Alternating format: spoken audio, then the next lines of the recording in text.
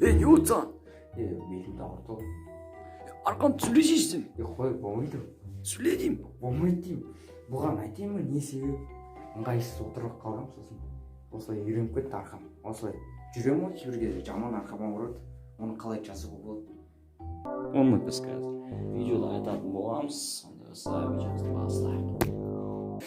1, 2, 3. Ассалаумағалейкум достар. Бүгінгі видео ерекше видео. Жаңа ғана көрген шығарсыздар.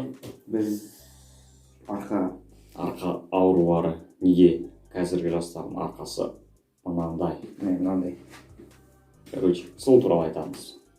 Сонымен негізінен арқа олай қисық болуы, ол дұрыс отырмағаннан пайда болады.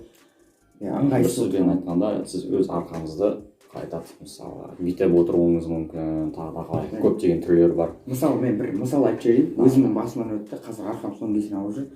Телефон, ноутбук болады, алдыма. Қазір жастардың бәрі осы. Осылай.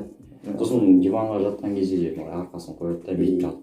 Сосын тағы да білет, қабырға бар ғой, қабырғаға сүйкенемін деп, не істеймін деп сол байқамай қаласың, ана кіріп кеткен кезде байқамай қаласың. Сондықтан осылай әрқашан бүйтіп отырғандықтан адамдардың қазір жастардың бәрінің арқалары осылай жүрген кезде осылай жүреді.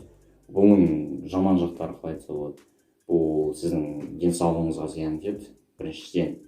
Екіншіден, бойыңызды төмендетеді. Мысалы, сіздің бойыңыз 1,75 болу керек, бірақ сіз арқаңызды бүйтіп жүресіз да 1,73 болып қаласыз. Басқаларға төмен болып көрінесіз. Содан соң тағы не? Ары қарай тағы да негізінен арқаның аурулары гифоз, да? Гифоз. Гифоз. Сосын остеохондроз. Остеохондроз тағы көп. Сосын оның 3 түрлі қайтады деңгейі болады. Тіпті 4 деңгей десе де болады. 4 деңгей, Бірінші деңгейі ол кәдімгі қалыпты, сіздің арқа түзу болады. Екінші деңгей кішкене қисаяды, үшіншісі қисаяды, төртінші осылай. Біз және сурет көрдік қой, көрдің ғой? Көрдім. Сіздерге міне осы сурет қой. Көрсін. Достар, жүректерің ауырып кеткен шығар мынаны көргеннен соң. Осылай болғыларыңыз келмесе, онда біздің қазір айтқан ақылдарымызды тыңдаңыздар. Және қазір біз сіздерге өте керекті осы аурулардан болмау үшін алдына алатын жаттығуларды көрсететін боламыз. Ең бірінші ол сіздерге айтайын, ол жай кәдімгі кеңес, орындық бар ғой. Арқасы бар орындық, соған түзуіне осылай отырыңыздар. Сол оның өзі күнделікті бүйтіп алдыға жатып алмайсыз, әрқашанда өздеріңіздің кәдімгі парта бар ғой мектептегі, соны жақындатып, артыңызға орындықты түзу қойып, сол түзу отыруға көбінесе тырысыңыз. Осылай ұйқым келгенде олай жатып алмаңыздар. Сосын келесі жаттығуды көрсетіп кетейін. Екінші жаттығу ол кәдімгі неде орын алады, осы қабырғада. Ол сіздердің бүкіл денелеріңіз арқа жақтағы қабырғаға сүйкену керек. Сосын қолдарыңызды да осылай сүйкеп, осылай сізге көтерулеріңіз керек. Тура сезіп отырмын, шын. Актерство емес бұл. Осы екен ғой, ауырып жүрген. Осылай тура сізге көтеріп түсіру керек. Міне мен анықтадым, өзімнің қай жерім ауырғанын. Тура ойбай.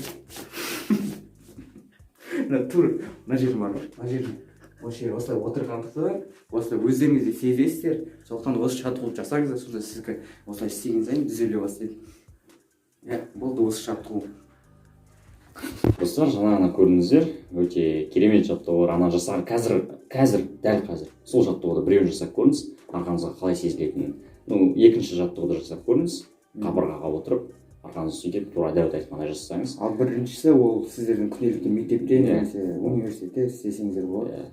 Сосын тағы да ең пайдалы мынау екі жаттығудан да ең пайдалы жаттығу бар, ол турникқа тартылыңыз. Себебі турник бізге арқаны түзеуге ең керемет омыртқа бар ғой, соны түзеуге ең керемет құрал көзі болып табылады. Оны көрсетпей-ақ қойсақ. Оны көрсетпей-ақ қойсақ. Ол біздің кез келген видеомызға кірсеңіз турник бар.